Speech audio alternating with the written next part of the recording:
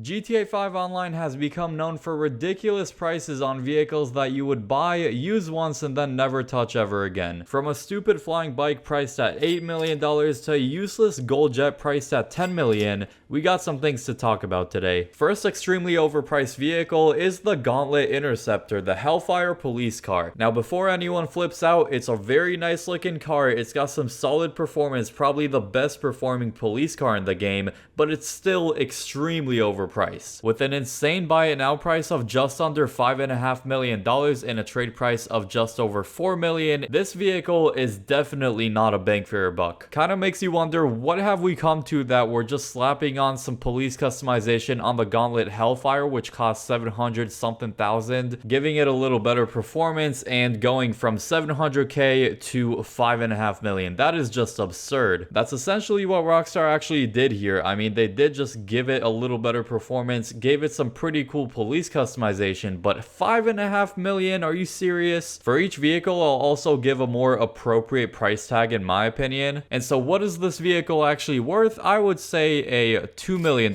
price tag. I guess I'll just include all the purchasable police vehicles in one. So we got the unmarked cruiser, the Stay Near LE cruiser, the police riot. All those are super overpriced, especially the police riot van. I mean, $4.8 million buy it now price and then a $3.6 million trade price. That is crazy for what this vehicle is actually worth. If you ask me, this vehicle is not even worth $1 million. Besides the cool police theme this riot van has, I would take the regular Insurgent over it all day, and the regular Insurgent I believe is about $600,000, and relative to the price of the Insurgent, I would probably give the police riot van a price tag of about $500,000. Then we have a supercar that cannot stop spinning out and is priced at $2.8 million. The X80 Proto is one of the worst cars you can buy in terms of value for money. The only thing it's really got going for it is the speed of it, but besides that, it's a bit too drifty about turns, and honestly I'm not too keen about the look of it as well, although that's up to personal opinion. Oh, never mind, it's actually priced at 2.7 instead of $2.8 million, so yeah, it's definitely worth the money now. Next one is gonna be the Annihilator helicopter. This is a really OG helicopter in the GTA series. It's been in GTA 4, and back when I played GTA 4 as a little kid, I thought the Annihilator was like the coolest thing ever. Then they continued it into GTA 5, and guess what? There's way better helicopters than it, and this thing is overpriced, of course. I mean, sure, it looks cool, but it's only got a machine gun. That's literally the only weapon it carries. No missiles whatsoever, and that's definitely not worth over $1.8 million to spend on this thing. If you ask me, you should definitely go for the Buzzard. It's cheaper and it's much better with homing missiles and a machine gun. It's actually a no-brainer to choose the Buzzard, and both of these helicopters actually came with the launch of the game, so I don't know why Rockstar was thinking to make a helicopter with only a machine gun and no missiles be more expensive than a helicopter with homing missiles. And relative to the Buzzard's $1.5 million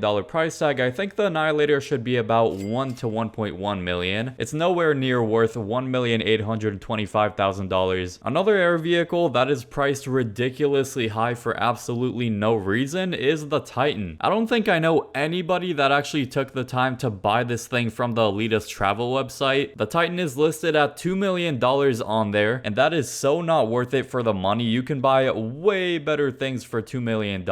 For one thing, it's a super slow plane. It's one of the slowest planes in the game easily, just like taking off and in the air and everything. It's super slow. Anybody could shoot you down easily, nor does it have any weapons to use, so it's a weaponless plane that's extremely slow, and there isn't too much to it. It's just an army themed plane, that's it. Besides that army theme, it doesn't have anything going for it whatsoever. It should be priced at $200,000. Then we got the P996 Laser. This is a standard jet that you can find at the military base, priced at $6.5 million in the Warstock website. It's one of the most expensive things you can possibly buy in this game. There isn't anything too special about it besides it being, of course, very fast and having homing missiles and the explosive cannon. It's still a random jet, and if you really want one, you could just break into the military base and get one and fly around with it. I mean, sure, a standard jet should cost a lot, but not $6.5 million. I think this vehicle should be priced at $3 million.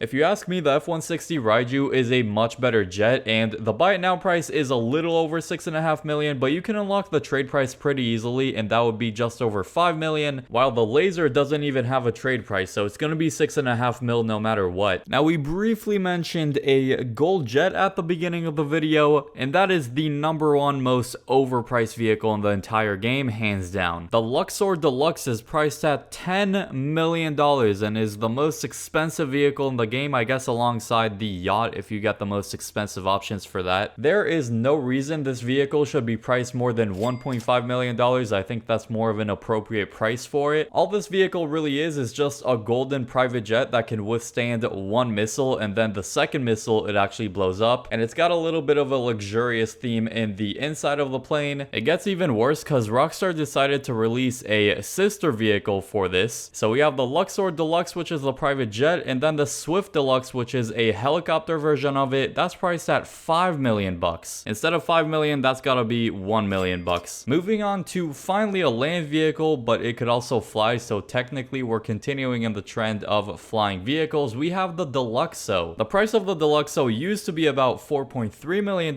but now they raised it to over $4.7 million.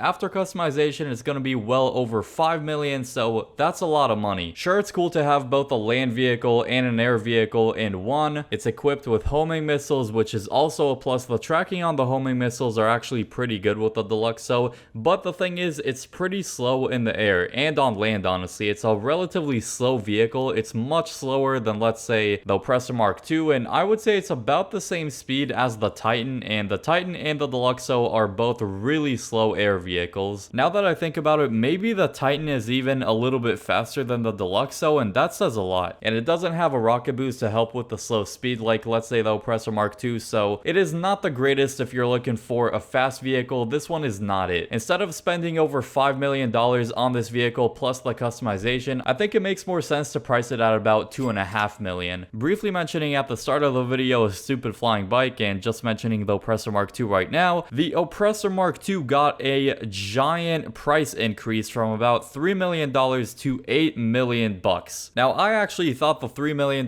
price tag was kind of reasonable. If they're gonna raise the price on it, they should have raised it to about $4 million, not make it over double, technically almost triple the price of the original. I'm guessing there was just so much pressure by the GTA community on Rockstar because it was so overpowered and everyone was using it, including griefers, that they just went ahead and made this thing very expensive to buy. Not a lot of people have over $5 million to spend on a vehicle, so their goal here was to make people not be able to buy it anymore, but the problem is so many people already own it. I don't really think it solves the problem they were trying to fix, but on top of the price getting increased by almost triple the amount, the missile tracking on the Oppressor Mark II also got nerfed, so basically it's less likely to hit the target, whatever it's locking onto. If you're gonna nerf the missiles of the Oppressor Mark II, which is the primary thing that people use it for, why would you triple the price? I think that's a little too much. I think they should cut that buy it now price in half, make it $4 million bucks. Some honorable mentions that didn't quite make the list are the Dubachi Champion, the Overflawed Xeno, and finally the Pegasi Osiris. And I love the Pegasi Osiris. Just because these vehicles are overpriced doesn't mean I don't like them. Actually, some of them I don't like, on top of the price being absolutely ridiculous, but some of these vehicles that I mentioned in this video I actually like. Drop a like if you enjoyed, subscribe if you are new to the channel. We're on the road to 200,000 subscribers, so if you do want to help us get there, feel free to. And if you like this video, click the video on screen now for the most fun vehicles you can use in GTA Online.